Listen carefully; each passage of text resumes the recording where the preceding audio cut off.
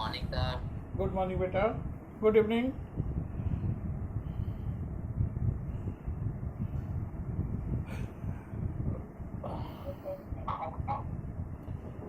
पिछले क्लास में हम लोगों ने रिवीजन कर लिया है डायरेक्ट एंड इनवर्स वेरिएशन का। आज हम लोग नया चैप्टर शुरू करेंगे।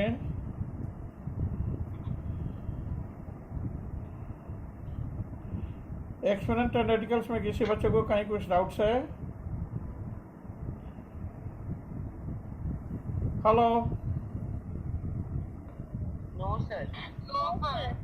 किसी बच्चे को एक्सपोनेंट एंड रेडिकल में कोई डाउट्स नहीं है ना? No sir. अब हम लोग स्टार्ट करेंगे direct and inverse variation.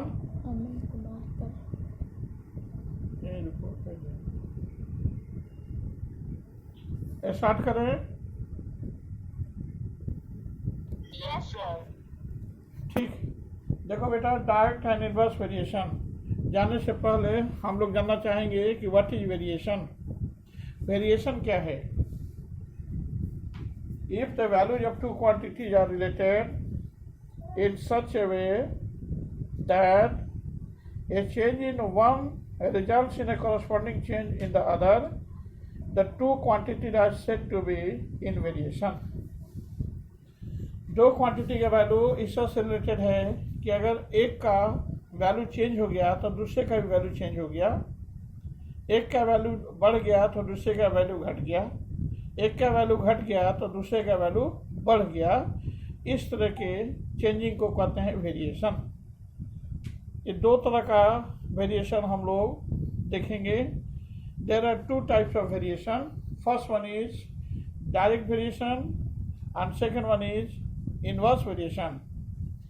Direct variation में हम लोग देखेंगे direct variation is being explained as follows. Two quantities X and Y are said to be in direct variation if X and Y increases or decreases together in such a manner that x by y remains constant। ठीक है ना? x और y दो तरह से दो quantity इससे जुड़ा हुआ है कि अगर x का वैल्यू बढ़ता है तो y का वैल्यू भी बढ़ जाएगा, अगर x का वैल्यू घटता है तो y का वैल्यू भी घट जाएगा। यानी अगर एक क्वांटिटी बढ़ता है तो दूसरा क्वांटिटी भी बढ़ जाएगा, अगर एक क्वांटिटी घटता है तो दूसरा क्वांटिटी भी घट जाएगा। जैसे 2 लीटर्स मिल्क का कॉस्ट है 100 रुपीज़, तो 4 लीटर्स ऑफ मिल्क का कॉस्ट हो जाएगा 200 रुपीज़। 5 लीटर्स ऑफ मिल्क का कॉस्ट हो जाएगा 250 rupees and so on.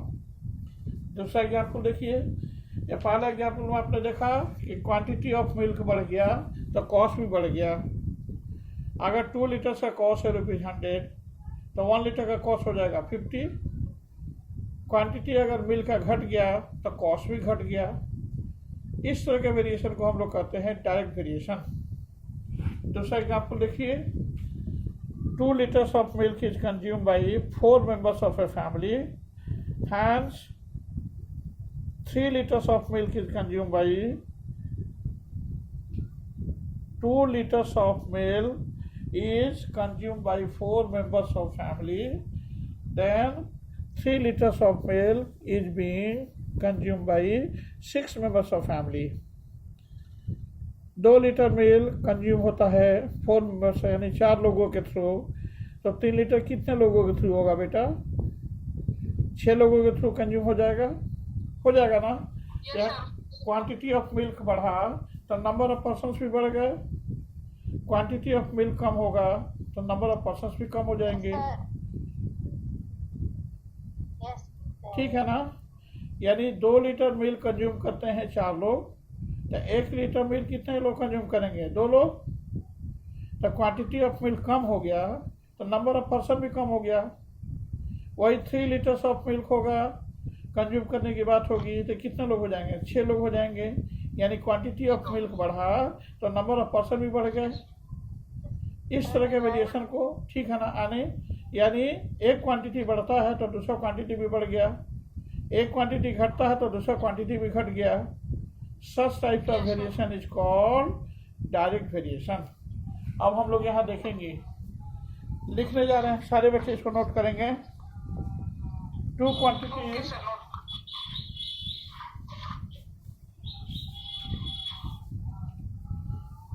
आभाविद to हो जा रहा है. Yes sir. two quantities x and y are said to be in direct variation. Two quantities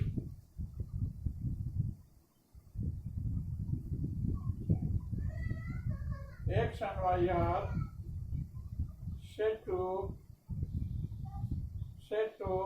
be in direct variation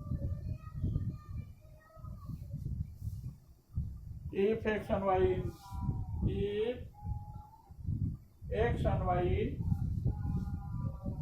increase sir चारों situations को note करना है ना. or decrease together. नहीं, दो condition,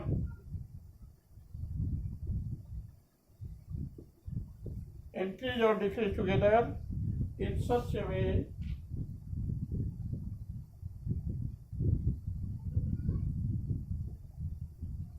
that x by y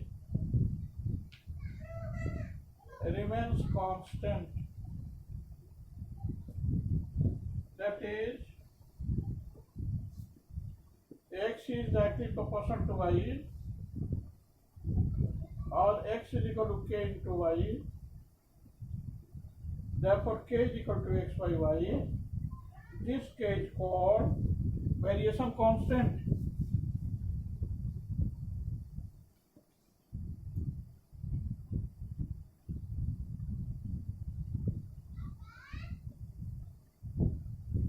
This is called variation constant.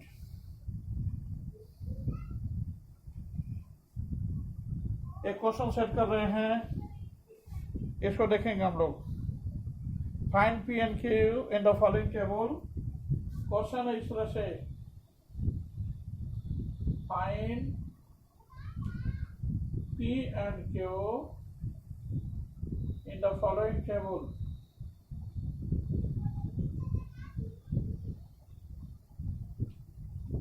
In the following table,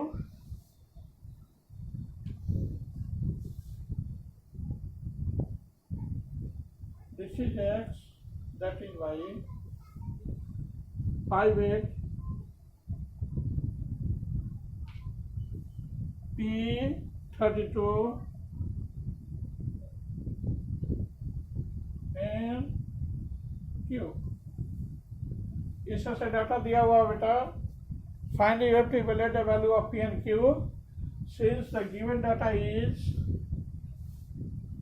in form of direct variation, that's why we can say that it is given that x and y vary directly. Here, given that x and y vary directly, hence we have x by y remains constant, so 5 by 8 is equal to p by 32 is equal to 10 by q. अब दो का relation एक साथ लेते हैं, यहाँ लिख देते हैं 5 by 8 is equal to p by 32, 8 4 is 32, therefore p is equal to 5 into 4, that is 20. That is your answer. Also 5 by 8 is equal to 10 by q, 5 to the 10, therefore q is equal to 8 into 2, that is 16. That is your answer. सारे बच्चे इसको note करेंगे, इसके बाद इसको समझाने जा रहे हैं.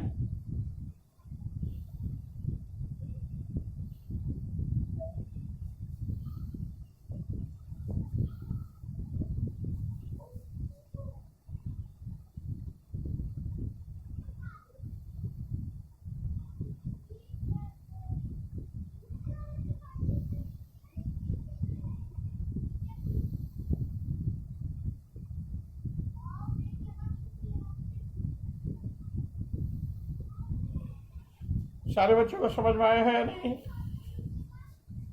have any doubt? Yes sir आ गया। Very good.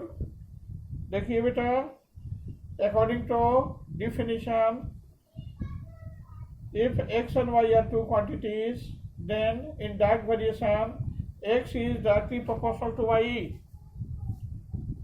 In direct variation x is directly proportional to y, x is equal to k into y. इस directly proportional को जब हटाएंगे यहाँ constant k पुट करेंगे, x is equal to k into y, therefore k is equal to x by y. This x by y is your complete expression for direct variation. जब भी x by y के form में represent करेंगे किसी भी question को तो हम लोग कहेंगे कि डायरेक्ट वेरिएशन है। Therefore, अब इस क्वेश्चन में देखिए x and y are in direct variation, so I by 8 is equal to p by 32 is equal to 10 by q. अब पार्ट वाइज पहले इस दोनों को इक्वेट करते हैं, I by 8 is equal to p by 32, फिर इस दोनों को इक्वेट करते हैं, p by 32 is equal to 10 by q. After equating the given two equations, this and that, we have the same result. 5 by 8 is equal to p by 32, 8 4 are 32, 5 4 are 20. After doing cross multiplication, this is equal to 20. Again 5 by 8 is equal to 10 by q, 5 2 are 10, and q is equal to 8 2 are 16. It is your answer. Have you read out in it? No sir. ठीक, इसको rub कर दें। Yes sir. Very good. Direct variation का meaning सारे बच्चों को समझ में आया है? Aditya Kumar, don't disturb.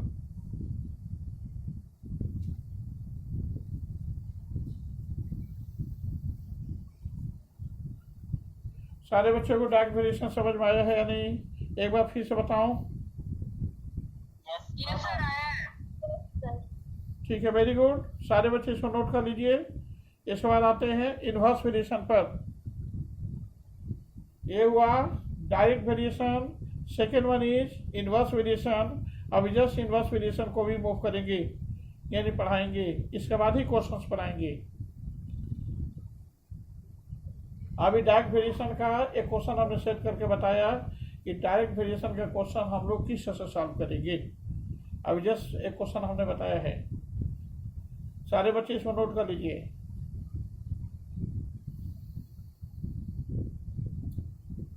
सारे बच्चे नोट किए?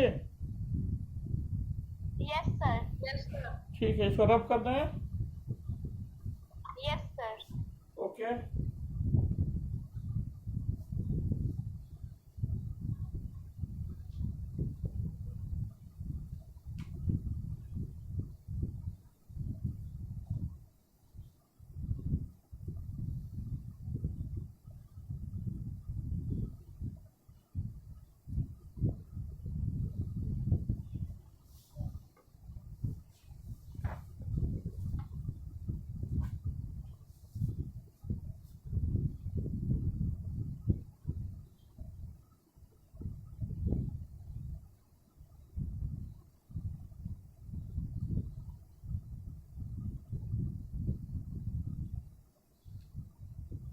second part is inverse variation.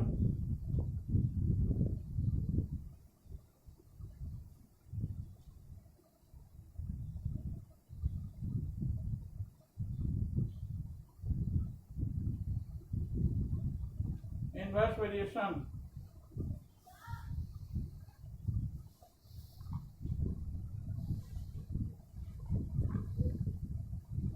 Two quantities x and y are said to be in inverse variation.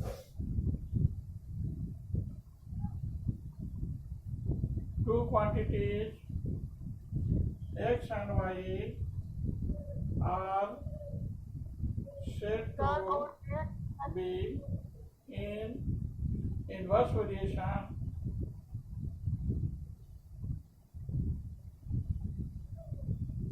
Two quantities x and y are said to be in inverse variation if an increase in x if an increase in x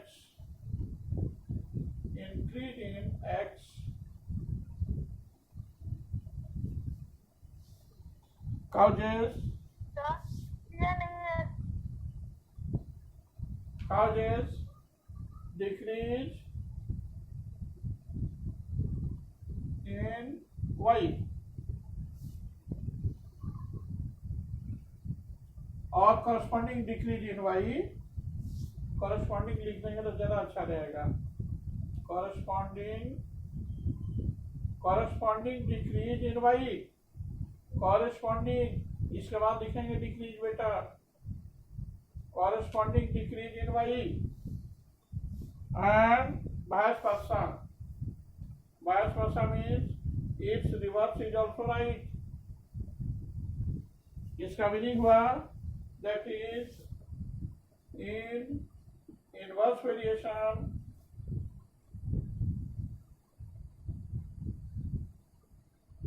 x is inversely proportional to y, imply that x is equal to k into 1 by y, therefore k is equal to x into y, that is x into y is equal to k. This is the result of inverse variation.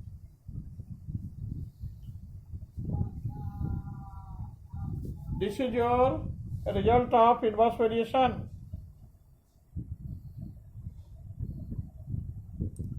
दिख रहा ना बेटा? Sir हाँ बोल। हल्का zoom कीजिए। अच्छा ठीक, दिख रहा बेटा? नहीं सर बहुत दूर है बोर्ड पर से दिख रहा, थोड़ा जूम कीजिए। अच्छा ठीक।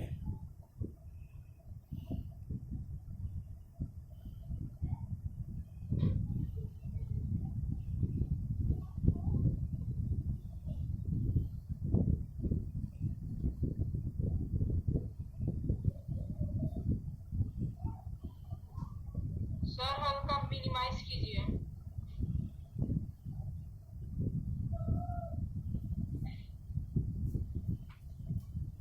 यस सर हो गया, दिख रहा है।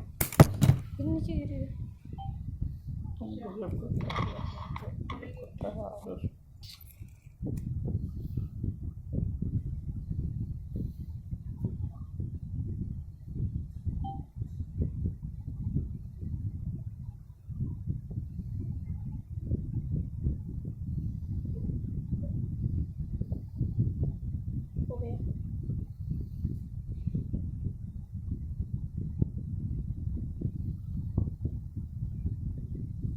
दिख रहा सारे बच्चों को बेटा? Yes sir. ठीक है। यस सर बोर्ड दिख In inverse variation x into y is equal to k, dark variation में था x by y is equal to k, and in inverse variation x into y is equal to k। Inverse variation में अगर x और y दो quantity है और x increase करता है तो y डिक्रीज कर जाएगा। दूसरी तरफ अगर x डिक्रीज करता है तो y इंक्रीज कर जाएगा। जैसे 1 घंटे में कोई ट्रेन 20 किलोमीटर जाती है तो 2 घंटे में 40 किलोमीटर जाएगी। लेकिन अगर वही 1 घंटे में, यानी if speed of train is 60 kilometre per our and if the speed of train become 80 kilometre per our, अगर स्पीड बढ़ गया तो टाइम कम हो जाएगा किसी भी डेस्टिनेशन को कवर करने के लिए। जैसे कि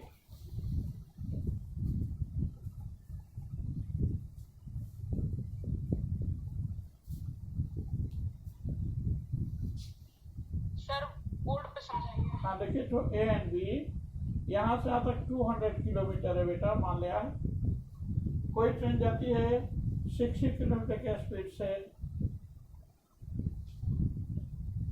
अगर 200 किलोमीटर है या 180 किलोमीटर है, ठीक है, इसको टाइम लग जाएगा speed equal distance by time, therefore time is equal to distance by speed 180 by 60, 3 hours. लेकिन वही कि दूसरे ट्रेन की अगर स्पीड 90 किलोमीटर पर आवर हो तब लग जाएगा टाइम 180 by 90, 2 hours. 180 किलोमीटर को कवर करने में दूसरे ट्रेन को लग रहा है 2 आवर्स और पहले ट्रेन को लग रहा है 3 आवर्स. इसका भी क्या हुआ? If speed is increase then time is decrease. बेटा स्पीड बढ़ रहा है ट्रेन का तो टाइम कम हो रहा है ना? Yes sir. ट्रेन का स्पीड अगर बढ़ा दिया गया तो डेस्टिनेशन को कवर करने के लिए जितना टाइम लगना चाहिए कम टाइम लगा. मान लेते हैं कि 180 किलोमीटर डिस्टेंस कवर करना है. कोई ट्रेन 180 किलोमीटर डिस्टेंस को कवर करने के लिए 60 किलोमीटर पर आवर की स्पीड से चल रही है तो उसको 180 किलोमीटर कवर करने में लगेगा 3 hours. Because time speed equal to distance by time equal to distance by speed. लेकिन अगर कोई दूसरी ट्रेन 90 किलोमीटर पर आवर की स्पीड से चल रही है और उसको 180 किलोमीटर डिस्टेंस कवर करना है then time taken is equal to distance by speed 180 by 90, that is 2 hours. यहाँ हम लोग को क्या मिला? ट्रेन का स्पीड अगर बढ़ गया तो टाइम कम हो गया. यानी time, if speed of train is increase then time is decrease. Similarly if speed is decreased then time is increased. अगर एक क्वांटिटी घटता है तो दूसरा क्वांटिटी बढ़ जाता है. अगर एक क्वांटिटी बढ़ता है तो दूसरा क्वांटिटी घट जाता है. यहाँ क्लियर है ना?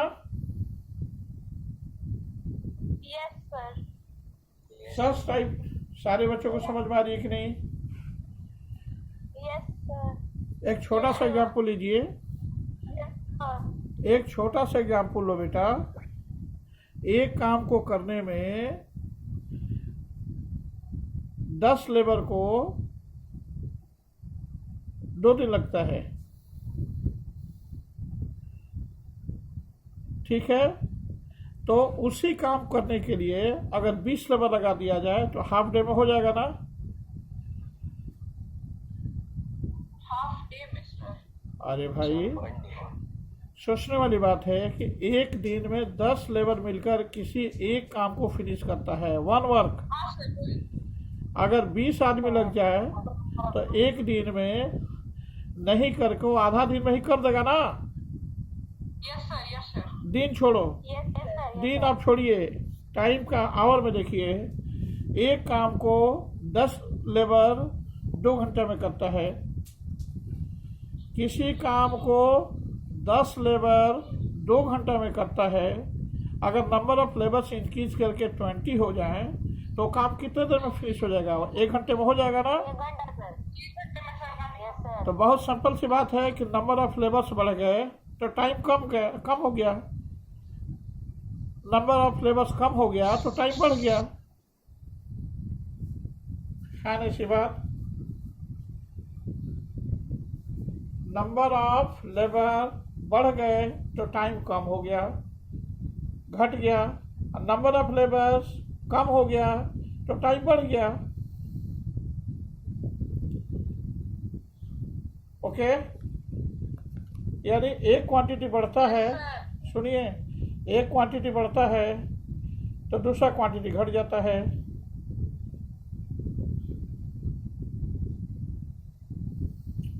एक क्वांटिटी बढ़ता है तो दूसरा क्वांटिटी घट जाता है.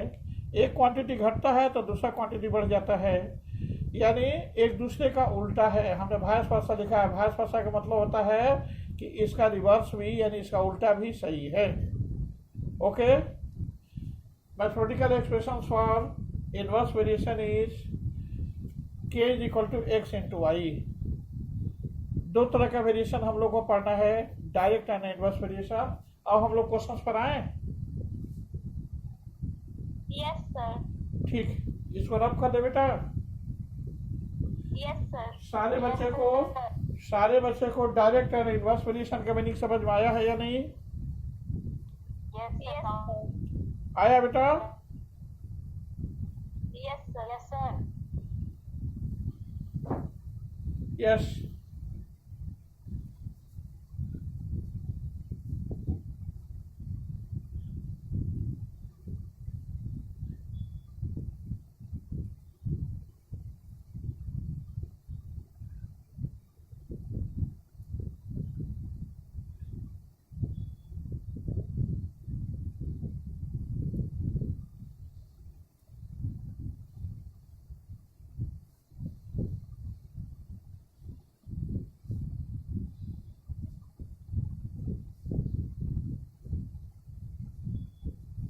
क्वेश्चन लिखेंगे हम लोग बेटा वर्कशीट 1।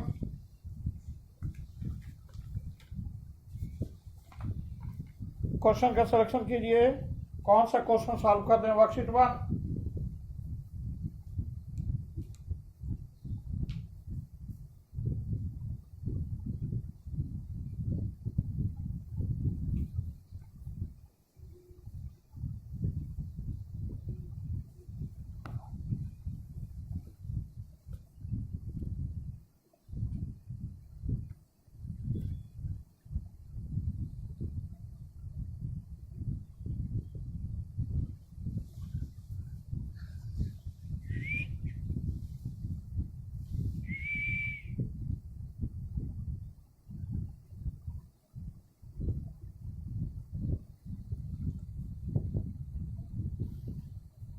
बेटा वर्कशीट 1 का कौन सा क्वेश्चन सॉल्व कर दें?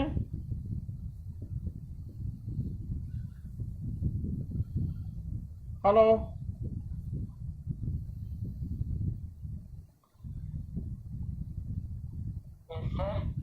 वर्कशीट 1 का कौन सा क्वेश्चन सॉल्व कर दें? आप लोग सॉल्व किए हैं या नहीं?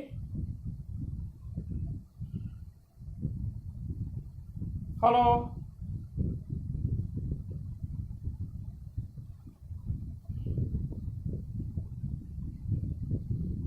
बच्चे बोल नहीं रहे। वर्कशीट 1 का कौन सा क्वेश्चन सॉल्व कर दें?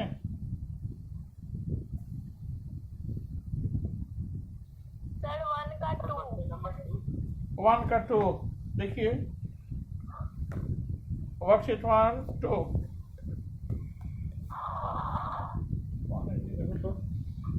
अमन कुमार. हाँ? अमन कुमार. अमन कुमार, देखिए वो लगा हो गया।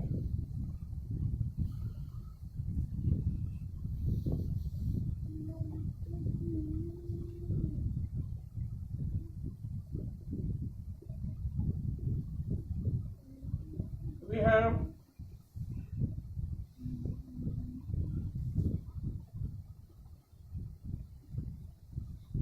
this is x, that is y, 10, 5,